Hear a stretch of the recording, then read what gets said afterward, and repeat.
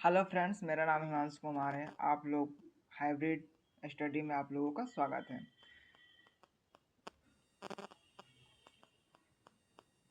Class 10वीं का गणित paper model paper objective question लगाते हैं।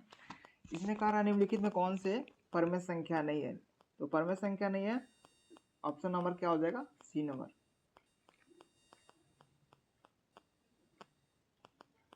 दूसरा क्वेश्चन हो जाएगा, यदि m एक पूर्णांक है तो प्रत्येक विषम पूर्णांक के रूप में होता है। तो इसका आंसर क्या हो जाएगा? आंसर हो जाएगा डी। आंसर डी हो जाएगा।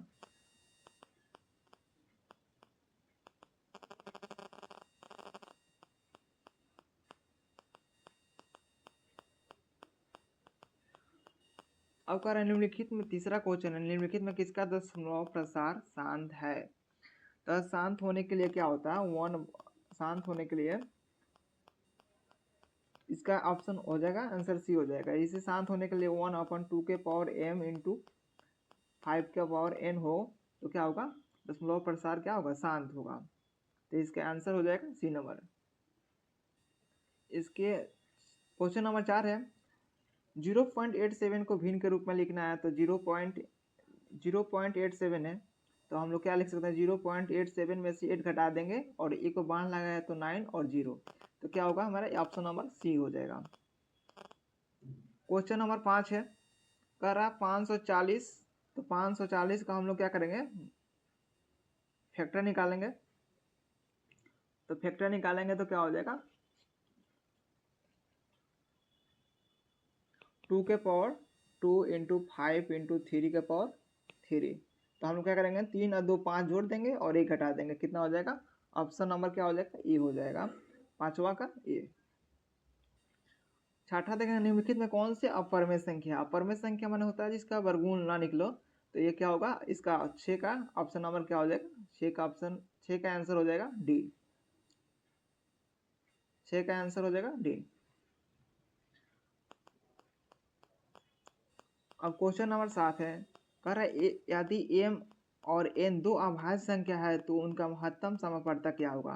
तो हम लोग तो कोई भी दो अभाज्य संख्या लेते हैं, जैसे 2 3 हो गया, क्या हो? दो अभाज्य संख्या होता है जिसका गुणनखंड 1 हो।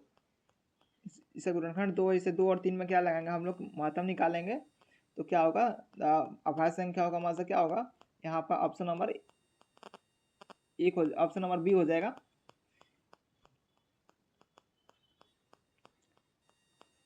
क्वेश्चन नंबर 8 है, यदि दो संख्याओं का गुणनफल और उनका लघुत्तम समापवर्तक है तो उसका महत्तम समापवर्तक क्या होगा। तो महत्तम समापवर्तक क्या होता है? महत्तम समापवर्तक होता है दोनों संख्याओं का गुणनफल बटे लघुत्तम समापवर्तक। तो क्या यहाँ से इसको क्या क्या करेंगे? भाग दे देंगे। तो भाग दे देंगे तो इसका ऑप्शन नंबर क्या होगा? ऑप्शन नंबर ए हो जाएगा, 13 आ जाएगा।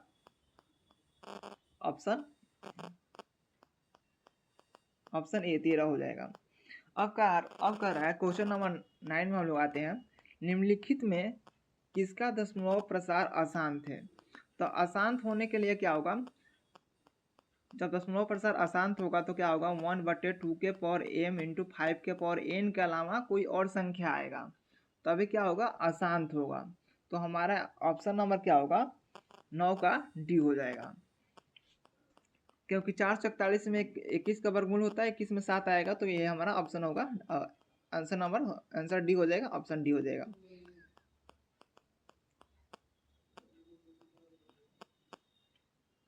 अब क्वेश्चन नंबर 10 में जाते हैं हम लोग।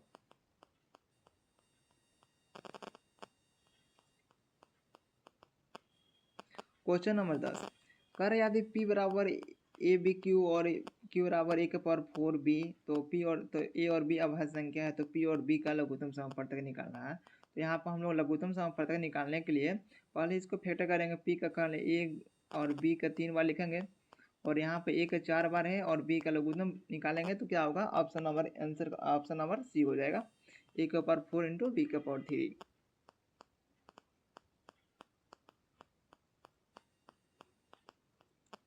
क्वेश्चन नंबर 11 है, निम्नलिखित में कौन से युग्म स्वाभाज्य संख्या है। सयुग्म आभाज्य संख्या माने जिसका माने कि उसका जो महत्तम समापवर्तक क्या होगा, 1 हो जाएगा।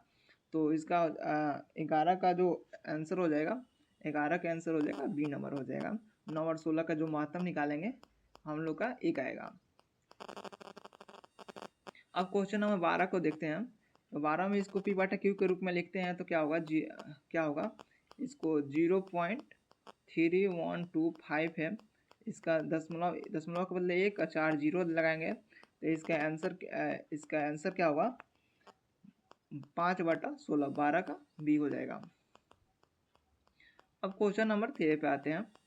कह रहा निम्नलिखित में कौन सा बहुपद है। बहुपद का मतलब होता है जिसका एक चर होता है वो किसका उसका घात जो हो पूर्णांक संख्या में हो।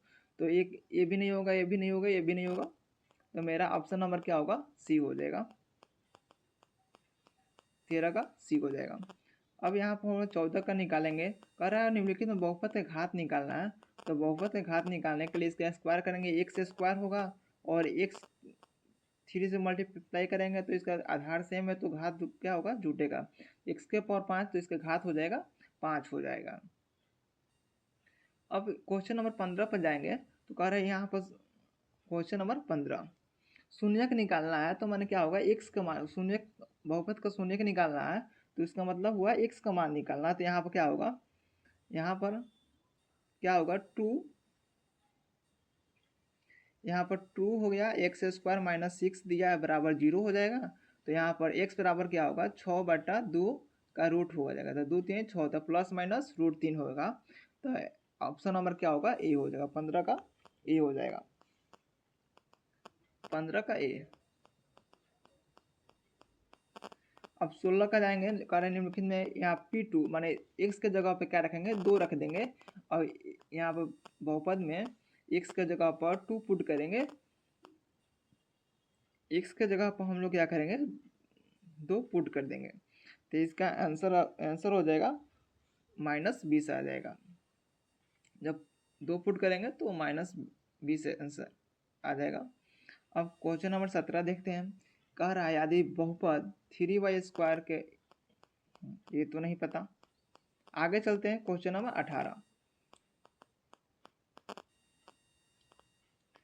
क्वेश्चन नंबर 19 देखते हैं। क्वेश्चन नंबर 19 क्या कह रहा है, यदि बहुपद px बराबर इतना दिया है तो अल्फा प्लस बीटा, तो अल्फा प्लस बीटा बराबर क्या होता है, अल्फा प्लस बीटा बराबर होता है -b/a होता है। तो -b अर्थात हुआ -7/5। तो -7/5 दिया, 5 से गुना कराना है तो 5 5 कट गया -7। इसका 19 का आंसर क्या होगा, ए हो जाएगा, -7 हो जाएगा। अब हम लोग आएंगे क्वेश्चन नंबर 20 पे। क्वेश्चन नंबर 20 पे आते हैं। क्वेश्चन पर 20 का कह रहा है यदि अल्फा इंटू बीटा बराबर ये त्रिघात बहुपद दिया है, उसका कह रहा है alpha into beta into gamma क्या होगा। तो alpha into beta into gamma बराबर क्या होता है, -d/a होता है। तो ऑप्शन होगा 20 का क्या होगा, डी हो जाएगा। 21 का क्या है, यदि रेखाएं 5x तो जब समानांतर होगा तो दोनों का क्या होगा, ये वैल्यू क्या होगा, बराबर होगा। जैसे होगा 5/15 हो जाएगा बराबर होगा p/9 के। तो 3 से कट जाएगा, 3 का 9, 3 5 15, 5 से 5 कट गया तो p बराबर क्या होगा, 3 हो जाएगा।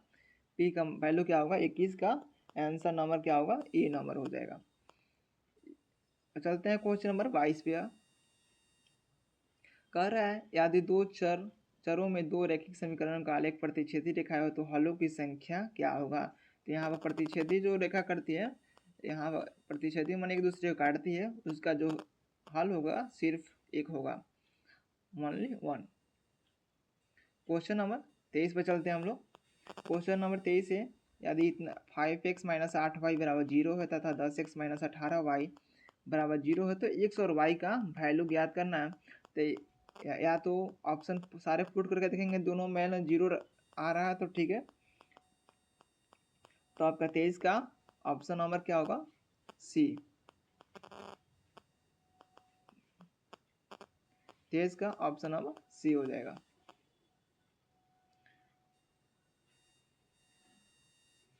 अब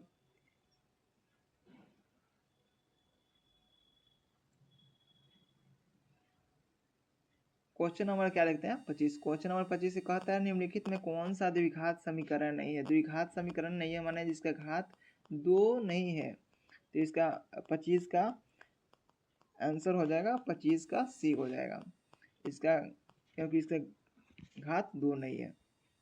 26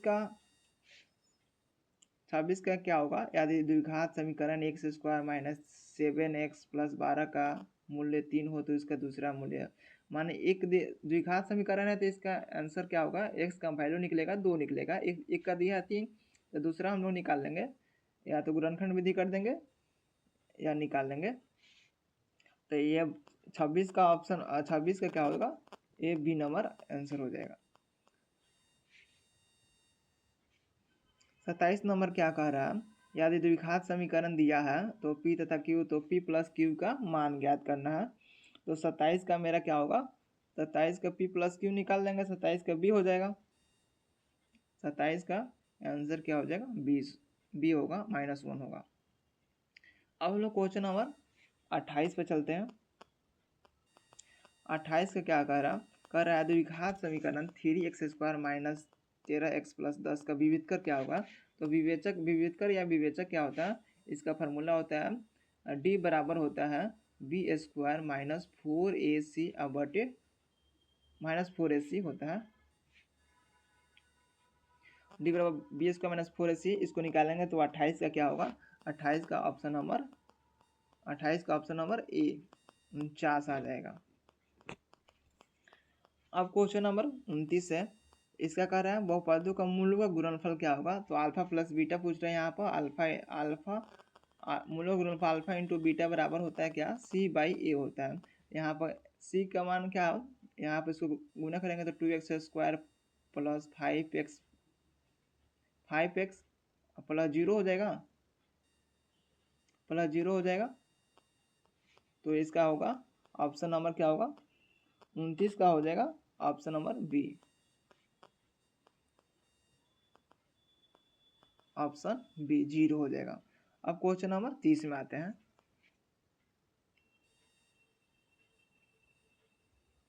क्वेश्चन नंबर 30 में कह रहा है निम्नलिखित में कौन सा समानांतर श्रेणी में है।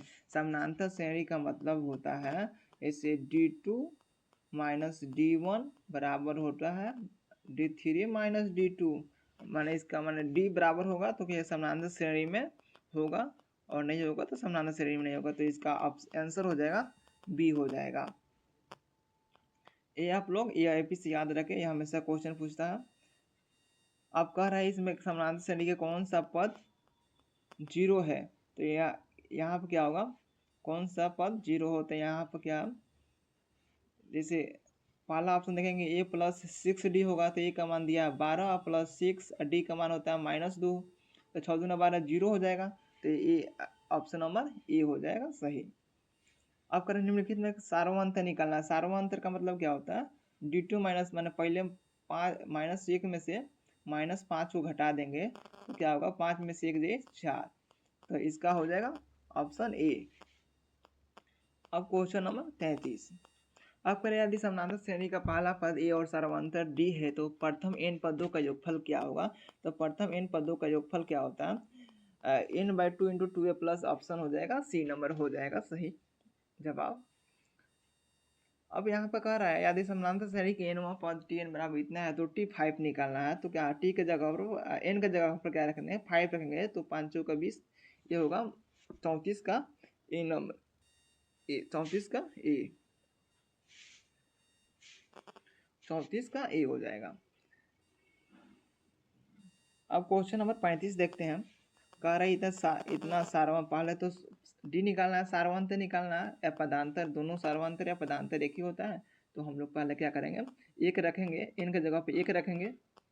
अगर 0 रखते हैं तो 17 आएगा, और एक रखते हैं तो 12 आएगा। अब इसको घटा देंगे, 12 में से 17 जाए -5, तो ऑप्शन नंबर क्या होगा, बी हो जाएगा। क्वेश्चन नंबर 36 देखते हैं। प्रथम n विषम प्राकृत संख्याओं के योग्य क्या होगा। प्रथम n विषम प्राकृत संख्याओं के योग्य कह रहा है, तो ऑप्शन नंबर होता है n² डी हो जाएगा, ऑप्शन डी हो जाएगा, आंसर होगा आपका डी हो जाएगा, n² हो जाता है।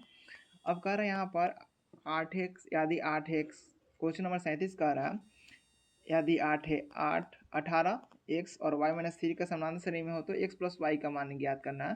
तो पहले हम लोग x प्लस वाई का मान निकालेंगे। तो 37 का क्या होगा? 37 का ऑप्शन होगा डी होगा, 15 हो जाएगा। अब हम लोग देखते हैं 39 का होता है cos 90 माइनस फाइव, अर्थात हम लोग फॉर्मूला याद किए हैं cos 90 माइनस थीटा क्या होता है? cos 90 माइनस थीटा होता है साइन थीटा होता है, साइन थीटा होता है। तो cos 90 माइनस फाइव क्या होगा? साइन फाइव होगा। तो ऑप्शन ए हो जाएगा साइन फाइव। क्वेश्चन नंबर 40, हम लोग देखते हैं 40 पर आते हैं। अब कह रहे हैं यहाँ पर cos square minus 27 minus sine square 27 क्या होगा? तो 40 का क्या होगा? 40 का होगा जीरो हो जाएगा। कैसे कि साइन को हम लोग कॉस में बदलेंगे तो क्या यहाँ पे हो जाएगा, साइन को अगर हम लोग बदलते हैं साइन स्क्वायर 90 माइनस 27 तो क्या होगा? कॉस स्क्वायर 27 होगा। कॉस स्क्वायर 27 कट जाएगा ये दोनों, तो क्या होगा? जीरो होगा। तो ऑप्शन नंबर बी हो जाएगा। क्वेश्चन नंबर 41 है साइन टू थीटा बराबर टू साइन थीटा, तो क्या होगा? इसका थीटा का मान निकालना है। तो 41 का क्या होगा? 41 का ऑप्शन क्या होगा? डी। 41 का ऑप्शन डी। अब क्वेश्चन नंबर 42 में आते हैं। क्वेश्चन नंबर 42 पर क्या होगा? साइन थीटा बराबर दिया है 4/5। तो टेन थीटा का मान निकालना है। साइन थीटा बराबर होता है लंब बटे कर्ण होता है और टेन थीटा बराबर होता है लंब बटे आधार होता है। तो लंब 4 हो जाएगा, 4 आधार क्या होगा? 4/3।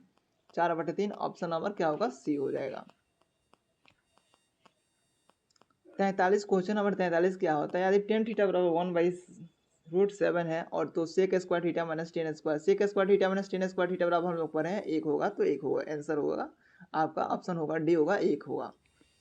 अब होता है यहाँ पर 44 का देखते हैं 1 माइनस टेन स्क्वायर 45 और 1 प्लस टेन स्क्वायर थीटा। तो 1 टेन स्क्वायर 45 का मान क्या होता है? 45 का मान 1 होता है। तो 1 स्क्वायर करेंगे 1 होगा, 1 में से 1 देगा 0/2 आएगा। तो इसका ऑप्शन इसका मान हो जाएगा 0 हो जाएगा। तो इसका जब 0 होगा तो इसका ऑप्शन क्या हो जाएगा?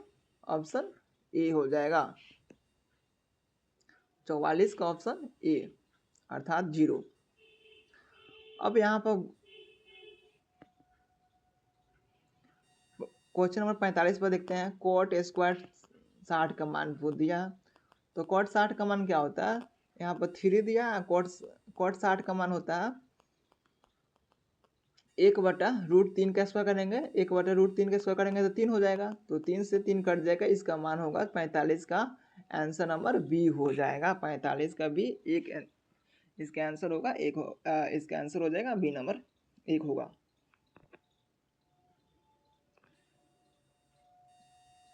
46 का क्या होगा? 46 का जो 46 का ए हो जाएगा। 47 का हम लोग देखते हैं 2 minus 2 cos square theta, 2 minus 2 cos square theta.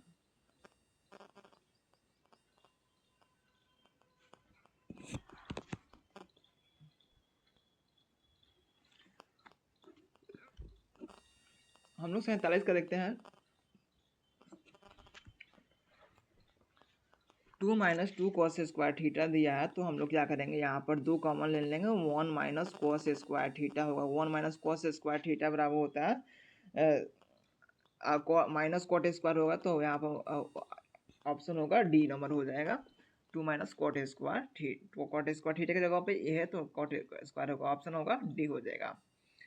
अब यहाँ पे कर रहा है 48 नंबर कर रहा है ए साइन एक्स बराबर 1 दिया है, बी कॉस एक्स बराबर 1 दिया है। तो कोट एक्स बराबर होता है कॉस एक्स बटे साइन एक्स। तो होता है कॉस एक्स बटे साइन एक्स, कॉस बटे साइन बी, तो बी बटा ए हो जाएगा। ऑप्शन सी, ऑप्शन आपका सी नंबर होगा बी बटा ए। अब क्वेश्चन नंबर 49 पर आते हैं। अब यहाँ पर बोल रहा साइन स्क्वायर 45, साइन स्क्वायर 45 का मान होता है 1 स्क्वायर लगाता है 1/√2 का 1/2 हो जाएगा। कॉस स्क्वायर 45 का मान होता है 1/2 हो जाएगा माइनस 1, 1/2 1 हो जाएगा। इसका मान होगा 49 का ए हो जाएगा 0। 50 का क्या होगा?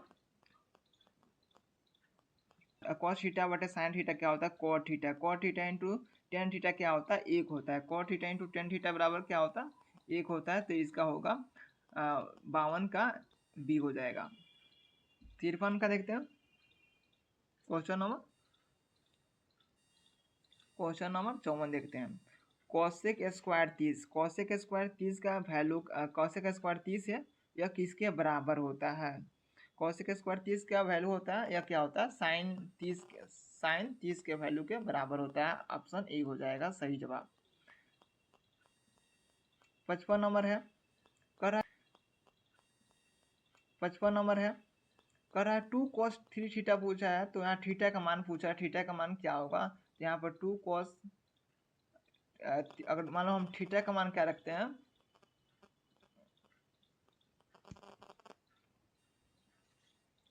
क्वेश्चन नंबर 55 है। थीटा का मान अगर हम 20 रखते हैं cos 60 का वैल्यू क्या होता है √3/2 2 से 2 cos 60 का वैल्यू होता है 1/2 2 से 2 कट जाएगा। तो इसका आंसर जब होगा इसका आंसर क्या होगा बी नंबर अर्थात 20 डिग्री। 56 का होता 56 का हम लोग देखते हैं। 56 का होता है यदि साइन बी बराबर ए बटा बी तो कोस बी निकालना है। साइन थीटा बराबर होता है लॉम बटा कौन और कोस थीटा बराबर आधार बटा कौन होता है। तो आधार मतलब क्या होगा। तो इसका आंसर होगा 56 का ए हो जाएगा।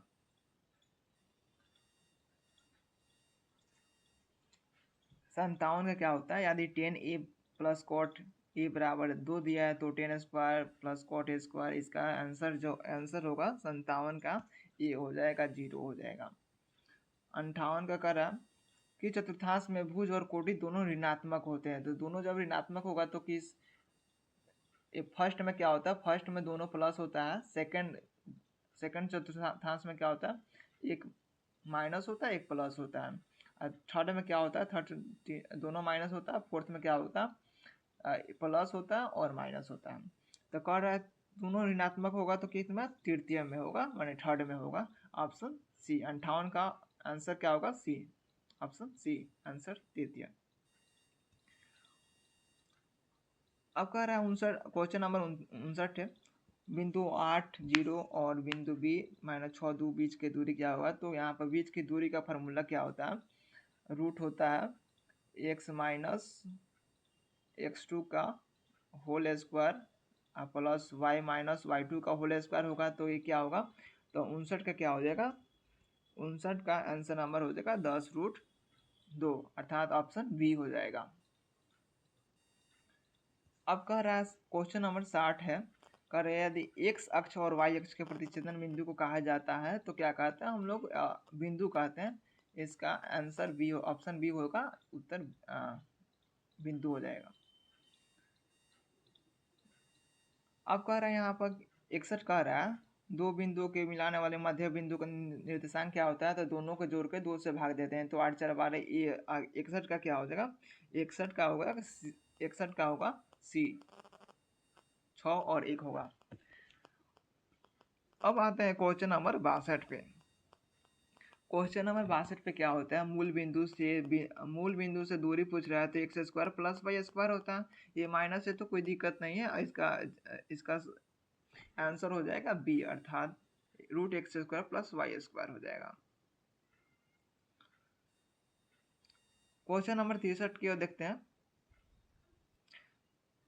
जब संरेख होगा तो त्रिभुज का क्षेत्रफल के बराबर होगा बराबर 0 होगा। तो संरेख होगा तो इसका होगा 63 का होगा 63 का होगा बी हो जाएगा। 64 का क्या होगा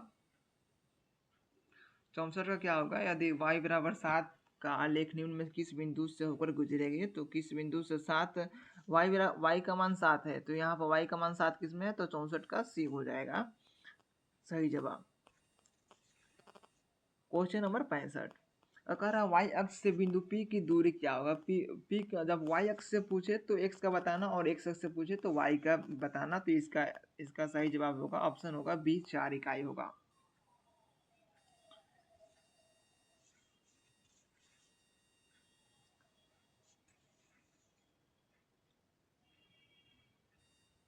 अब क्वेश्चन नंबर आते हैं क्वेश्चन नंबर 69 पर आते हैं। अब कह रहा है -5/2 और (4) किस पाद में स्थित है? तो माइनस है या प्लस है? तो माइनस और प्लस किस में आता है? द्वितीय पाद में आता है। तो इसका सही जवाब होगा बी, द्वितीय ऑप्शन होगा बी नंबर। क्वेश्चन नंबर 70 देखते हैं आप। कह रहा है क्वेश्चन नंबर 70 क्या कर रहा है? एक्स अक्ष पर सभी बिंदुओं का कोटि होता है। एक्स अक्ष पर सभी बिंदुओं का कोटि। एक्स अक्ष पर बिंदुओं का कोटि क्या होगा? एक्स अक्ष पर बिंदुओं का कोटि होता है तो क्या होता है? एक्स अक्ष पर बिंदुओं का कोटि होता 70 1 0 नंबर 0 हो जाएगा।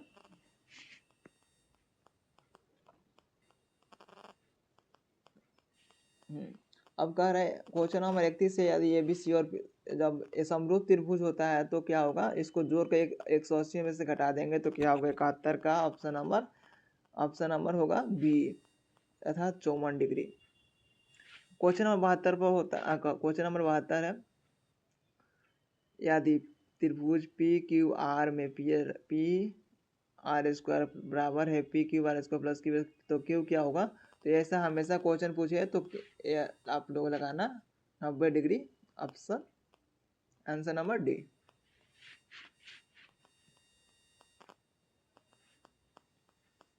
क्वेश्चन नंबर 74 है। क्वेश्चन नंबर 74 है त्रिभुज ABC में बिंदु D और E क्रम से इतना है। तो मान लो एक हम लोग त्रिभुज बनाएंगे। यहाँ पर A है, यहाँ पर B है, C है, अब बीच में क्या होता है? D है। तो AC पूछा है, AC बराबर दिया है AC बटा क्या होगा? हम लोग AE ले लेंगे, AE का मान पूछा है तो अब यहाँ पर ले लेंगे AB बटे AD ले लेंगे। तो AB का AD और DB मिलकर क्या बनेगा? AD 5 4 9 तो इसका 74 का क्या हो जाएगा? 74 का ऑप्शन ए 8 सेंटीमीटर अर्थात ऑप्शन ए सही हो जाएगा।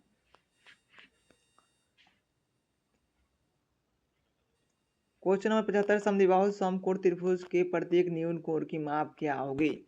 75 का आप लोगों का आंसर होगा 45 डिग्री अर्थात ऑप्शन नंबर सी। 76 नंबर क्या? दो समरूप त्रिभुजों की संगत ऊंचाई 7 और 10 है तो उनके क्षेत्रफलों का अनुपात क्या होगा? क्षेत्रफलों का अनुपात बराबर होता है दो त्रिभुज का क्षेत्रफलों का अनुपात हो जाएगा ऑप्शन होगा ए हो जाएगा 49/100।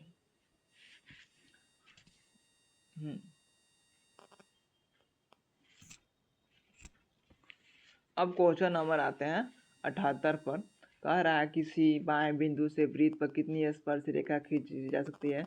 तो मान लो हम लोग एक वृत्त पे हम लोग अनगिनत स्पर्श रेखा खींची जा सकती है तो क्या होगा? अनगिनत होगा ऑप्शन नंबर डी सही जवाब। क्वेश्चन नंबर 79 है। कह रहा है यदि ओ केंद्र पर वृत्त पर P और P दो स्पर्श रेखा है तो कोण OAB का मान ज्ञात करना है। तो मान लो कोई त्रिभुज है, इसे कोण से बनता है, इसका वैल्यू निकालना है तो 79 का होगा 130 अर्थात option number D. Question number 80 है। क्वेश्चन नंबर 80 है। 80 का जो सही जवाब होगा 75 डिग्री होगा क्योंकि दोनों जो कोण होता है या क्या होता है आपस में बराबर होता है तो 75 50 150 और 30 180 हो जाएगा। अब क्वेश्चन नंबर आते हैं हम लोग 83 में। कह रहे यदि बेलन और शंकु के त्रिज्या और ऊंचाई समान हो तो उनके आयतनों का अनुपात क्या होगा? तो बेलन का आयतन होता है हम लोग बेलन का आयतन देखते हैं। बेलन का आयतन होता है पाई आर स्क्वायर एच होगा और शंकु का आयतन 1/3 pi R square H. Pi R square H से pi R square H cut जाएगा तो 3/1 ऑप्शन हो जाएगा बी 3:1 हो जाएगा। 83 का आंसर होगा बी नंबर 3:1। अब कह रहा सुराही का संयोजन है। अब क्या होता है? बेलन और गोला का सुराही का संयोजन क्या हो? बेलन और गोला का ऑप्शन नंबर ए। अब क्वेश्चन 85 है 85। एक घड़ी की मिनट वाली सुई द्वारा 45 मिनट पर कोण बनाया गया है, तो इसका जो एंगल कितना बनेगा, तो 5 डिग्री का 360 बनाएंगे तो 45 होता है, 45 में 5 से गुना कर देंगे तो ऑप्शन हो जाएगा बी नंबर 85 का।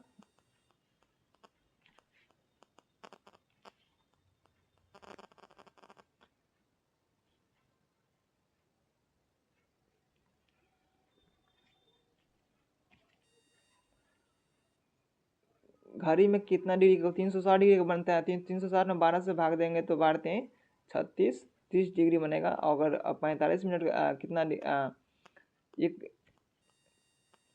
तो 45 मिनट में कितना बनेगा 135 हो जाएगा 85 का डी।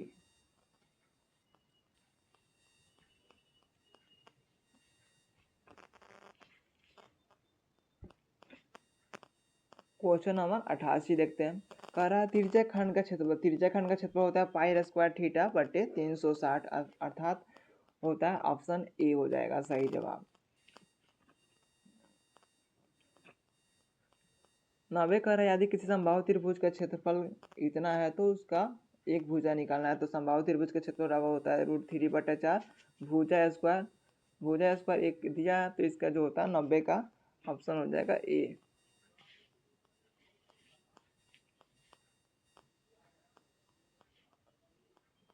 91 का क्या होगा, यदि 3 पार्श्वों को एक साथ संभव परिणामों की संख्या क्या होगा 216, ऑप्शन नंबर ए हो जाएगा। यदि कोई घटना घटित नहीं हो सकती तो उसकी प्रायिकता क्या हो सकती है, 0 हो सकता है, ऑप्शन नंबर ए हो जाएगा। अब हम लोग देखते हैं क्वेश्चन नंबर 93 देखते हैं। यदि एक पास एक को एक फेंका जाता है तो अभाज्य संख्या आने की प्रायिकता क्या होगा, अभाज्य संख्या क्या होता है 2, 3, 5 होगा अर्थात होता है 3/6 अर्थात 1/2, ऑप्शन नंबर बी सही जवाब। कह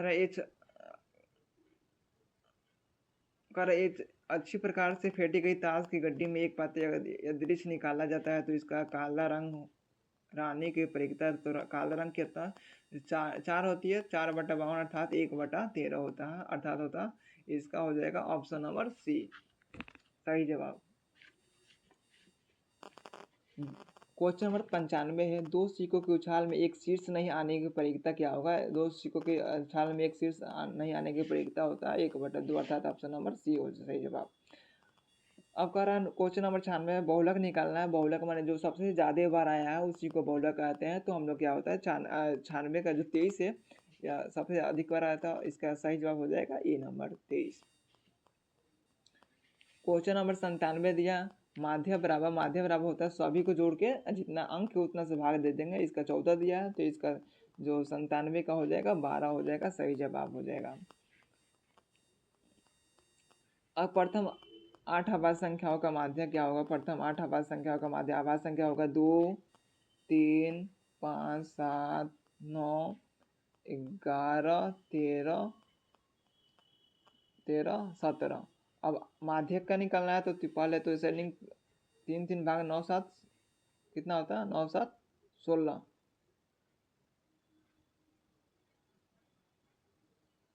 9 नहीं होगा, 9 अभाज्य संख्या नहीं, 11 7 18 होता है, इसका होगा 99 का सी हो जाएगा। अब कह रहे हैं निम्नलिखित वितरण बहुलक जो सबसे बार बहुलक ज़्यादा बार आया है तो 20 आया है, तो होगा 100 का आंसर हो जाएगा 20।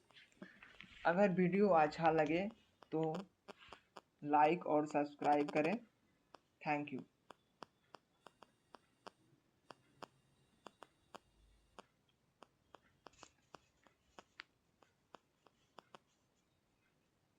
अगर वीडियो अच्छा लगे तो लाइक और सब्सक्राइब करें ताकि बेल आइकन को दबाना ना भूलें ताकि मैं